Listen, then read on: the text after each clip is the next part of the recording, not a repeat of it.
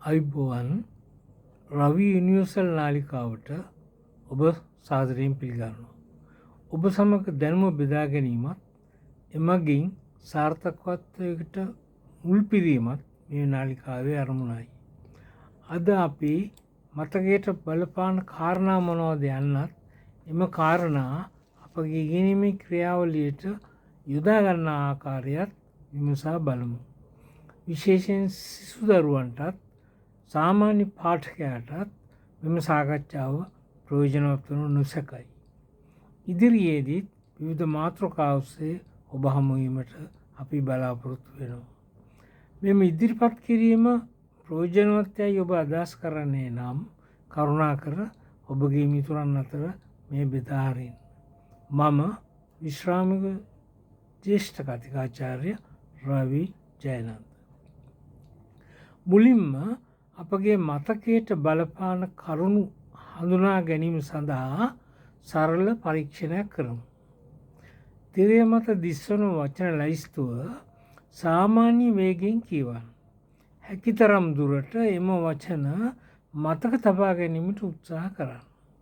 ඒත් වචනයක් වරක් කියවූ පසු ආපසු නොහැරී ඉදිරියට යන්න. මෙම අභ්‍යාසය ඔබගේ මතකය පරීක්ෂා කිරීම සඳහා නොවේ. අපගේ මතකයට බලපාන කරුණු හඳුනා ගැනීම සඳහා පමණි. ලැයිස්තුව කියවීම සඳහා විනාඩියක පමණ කාලයක් ගත කරමු.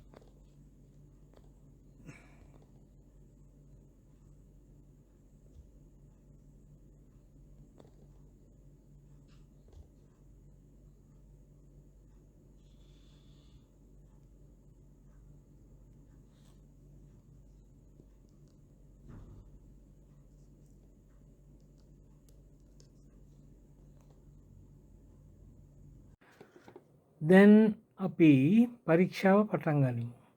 ලැයිස්තුවේ අඩංගු මුල්ම වචනය කීපය ලියන්න. ඊළඟට ලැයිස්තුවේ අන්තිමට තිබූ වචන කීපය ලියන්න. ඒකම ලැයිස්තුවේ කැපී පෙනුණු වචනයක් තිබුණා නම් එයත් ලියන්න. ඊළඟට වෙනත් මතකයට එන වචන වෙනම් එයද ලියන්න. දැන් අපට මතකයට උපකාරී වන කාරණා පහක් මෙම අභ්‍යාසයෙන් හඳුනගන්න පුළුවන්. ඒවා නම් ප්‍රථමතාව, ආසන්නතාවය, සබැඳීම, කැපීපෙනීම, පුනරීක්ෂණය යන පහ. මේවා දැන් එකින් එක විමසා බලමු. ප්‍රථමතාවය මෙයින් අදහස් වන්නේ යම් සිද්ධියක ආරම්භය නැටොත් පටන් ගැන්ම එහි මැද කොටස් වලට වඩා මතකයේ රැඳෙන බවයි. උදාහරණයක් ලෙස ඔබ මුලින්ම පාසලට ගිය දිනය මතකයේ රැඳී තිබුණත් ඉන්පසු පාසලට ගිය සෑම දිනයක්ම ඔබ මතකයේ තැන්පත් වී තිබීමට ඉඩකඩ අඩුයි. ඒ අනුව අප කියවූ ලැයිස්තුවේ මුල් වචන එනම් හිස, හැරෙන්න, ගෙවත්ත ආදී වචන ඔබට සිහියට නගා ගැනීම පහසු වන්නට ඇත. දෙවන සාධකය වන්නේ ආසන්නතාවයයි. පෙරසේම ඔබ අවසානයට හෝ ආසන්නයේම දුටු දේ ඉතා පහසුවෙන් මතකයේ රැඳෙනවා.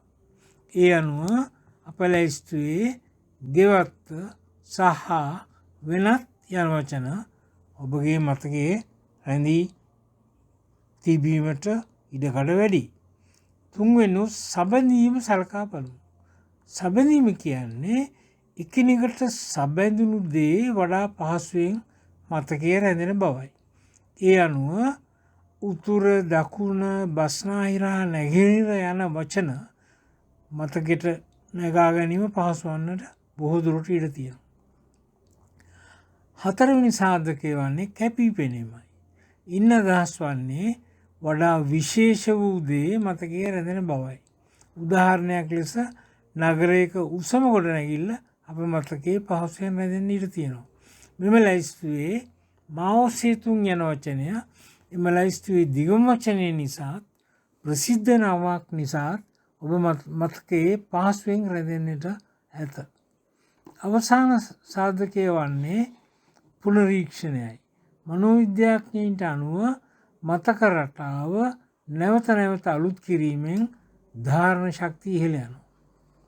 ප්‍රායෝගිකව අදහස් වෙන්නේ යමක් උඩින් පල්ලෙන් කියවනවට වඩා නැවත නැවත අවධානයකින් යුතුව කියවීමෙන් නැතහොත් නිරීක්ෂණය කිරීමෙන් ඒ වඩාත් හොඳින් මතකයේ රැඳෙන බවයි. දැන් අපි මොහොතකට සැබැඳීම හා කැපී පෙනීම පමණක් යමක් මතකයේ රඳවා ගැනීමට උපකාර වන අයුරු බලමු. ඔබ නිවසින් පිටට යන විට ඔබගේ මව හෝ බිරිඳ හෝ වෙනත් අයෙකු ගෙදරට ගෙනා යුතු බඩු රේසුවක් සඳහන් කළායයි සිතමු. එම ලයිස්තුව පරිප්පු, සීනි, රටලූණු, කොස්සක් හා තුවායක් යයි සිතමු. දැන් මෙම ලැයිස්තුව අපි කොහොමද මතකයේ රඳවා ගන්නේ? ඒ සඳහා අපි ඒ ද්‍රව්‍ය කැපී පෙනෙන ලෙස අසාමාන්‍ය වූ චිත්‍ර රූපයක් මවා ගන්නා සේම ඒවා එකිනෙකට සැබඳීම සඳහා යම් ලෙසකින් හමුණා ගන්න ඕන. උදාහරණයක් ලෙස අපි පරිප්පු වුණුවට පරිප්පු හොද්දකින් පිරුණු පිහිනුම් තටාකයක් සිහිට නගා ගනිමු.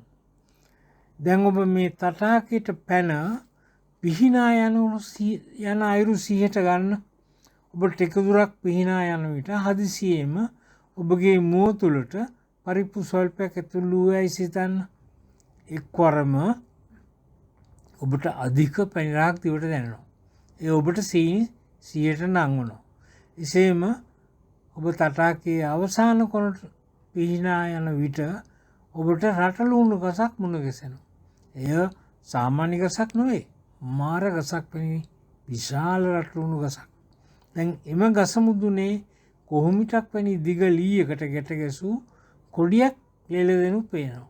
ඒ විශාල තුවායක් වැනි. දැන් ඔබට මෙම චිත්‍රරූපය සිතෙහි කාවැදෙනවා. ඊට හේතුව ලැයිස්තුවේ අඩංගු ද්‍රව්‍යයන් කැපී පෙනෙන ලෙස සිතෙහි චිත්‍රරූපමවා ගැනීමත් ඒවා ලැයිස්තුවේ ඇති පිළිවෙලටම එකිනෙකට සම්බන්ධ කිරීමයි. ඒ අනුව ලැයිස්තුවේ ඇති පරිප්පු, සීනි, රටලූණු, කොස්ස හා තුවාය අමතක වෙන්නේ නැහැ. සමහර විට ඔබ මේ ලැයිස්තුව ජීවිත කාලයටම මතකයේ රඳවා ගන්නට ඉඩ තියෙනවා. නැවත අපි මතකයේ පිළිබඳව උගත් කරුණු 5 ඉගෙනුම සඳහා ප්‍රායෝගිකව යොදා ගන්නා අයුරු සලකා බලමු. අප හඳුනාගත් සාධකයන් වන්නේ ප්‍රථමතාවය, ආසන්නතාවය, සබ්බැඳීම, කැපී පෙනීම හා පුනරීක්ෂණයයි. මේ පළමු සාධකයන් දෙක සැලකීමේදී අප යමක් කියවීමේදී එය මතකයේ රඳවා ගැනීමට නම් ප්‍රථම හා ආසන්න අවස්ථාවන් වැඩි කරගන්න ඕන. මොකක්ද එයින් අදහස් වෙන්නේ? ඒ කියන්නේ අපේ වරකට කියවන ප්‍රමාණය සීමා කළ යුතු බවයි. වෙනත් විදිහකින් කිව්වොත් ප්‍රථම හා අවසන් අවස්ථාවන් වැඩි කරගත යුතු බවයි. එනම් කියවන දෙහි ගැඹුර අනුව එහි සරල බව අනුව කියවනු ලබන පරාසය අඩු වැඩි කොට ප්‍රථම හා අවසන් අවස්ථාවන් වැඩි කරගන්න ඕනේ. ඒ අනුව කියවීමට ප්‍රශස්තම කාල පරාසය වෙන්නේ විනාඩි 10 සිට 45 දක්වා කාලයක්. කියවීමේ කාල පරාසයන් දෙකක් අතරතුර කාලය විනාඩි 2 සිට 5 දක්වා විය හැකියි. ඒ කියන්නේ යම් ඡේදයක් විනාඩි 10ක් හෝ 45ක් දක්වා කියවලා අපි විනාඩි 2ක 5ක විවේකයක් ගන්නවා. ඒතොර ඒ ගන්නා විවේක කාලය කියවපු දේවල් ආවර්ජන කරන්නත් සටහන් ගැනීමටත් කරුණු පැහැදිලි කර ගැනීමටත් යොදාගන්න පුළුවන්.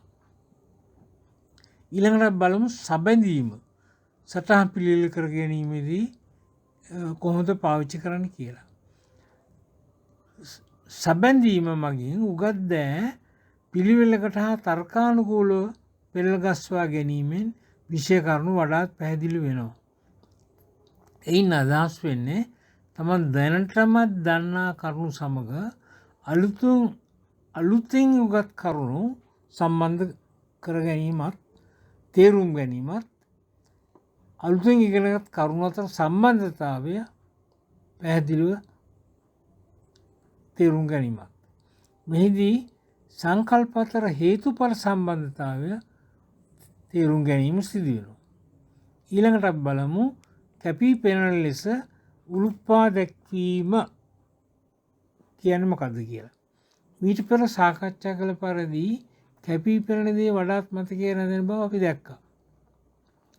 කියවීමේදී අපි මෙම කරුණු පාවිච්චි කරන්නේ වැදගත් කරුණු අඩංගු කොටස් මත පාට කිරීමෙන් හෝ යටි ඇඳීමෙන් හෝ සටහන් පිළිවෙල කිරීමේදී විවිධ වර්ණයන් භාවිතා කිරීමයි. ඊළඟට අපි පුනරීක්ෂණය සලකුව විට පුනරීක්ෂණය යනුවෙන් අදහස් වන්නේ සැලසුම් සහගත ලෙස තෝරාගත් විශේෂ අවස්ථාවන් තුළ දැනටම අවබෝධ කරගත් කරුණු සම්බන්ධව නැවත අවධානය යොමු කිරීමයි. පුනරීක්ෂණය කාලාන්තර කිහිපයකට බෙදා වෙන්කොට සිදු කරන්න ඕන. මෙයින් සිදුවන්නේ යම් කාල පරාසයක් තුළ ඉගෙන ගැනීමෙන් පසු අපේ මනසට ගිමන් හැරීමට යම් කාලයක් ලබා දිය යුතු බවයි. රූප සටහනේ දැක්වෙන පරිදි පළමු විනාඩි 10 කියවීමෙන් පසු පළමු පුනරීක්ෂණය කිරීම මගින් කියවූ දෑ වඩා හොඳින් අවබෝධ කොටගෙන මතකයේ රඳවා ගැනීමට හැකි වෙනවා.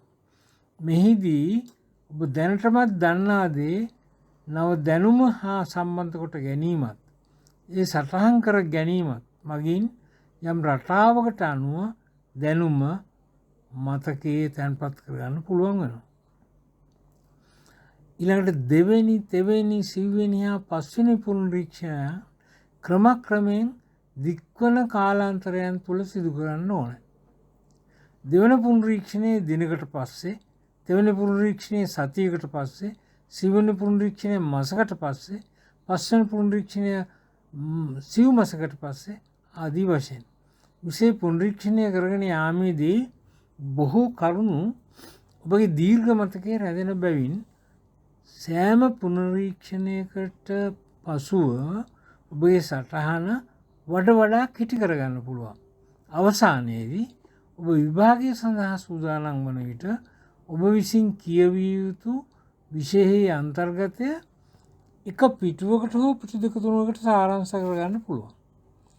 මෙම කරුණු හොඳින් ග්‍රහණය කර ගැනීමෙන් හා ක්‍රියාව යෙදීමෙන් ඔබගේ ඉගෙනීමේ ක්‍රියාවලිය අතිශය සාර්ථක වනවා නොඅනුමානයි. වඩාත් හොඳින් හා පහසුවෙන් ඉගෙනීමේ යෙදෙන්නට ඔබට හැකි වෙනවා. ඉදිරියේදී අපි සටහන් පිළිවෙල කර ගැනීම පිළිබඳව සාකච්ඡා කරමු.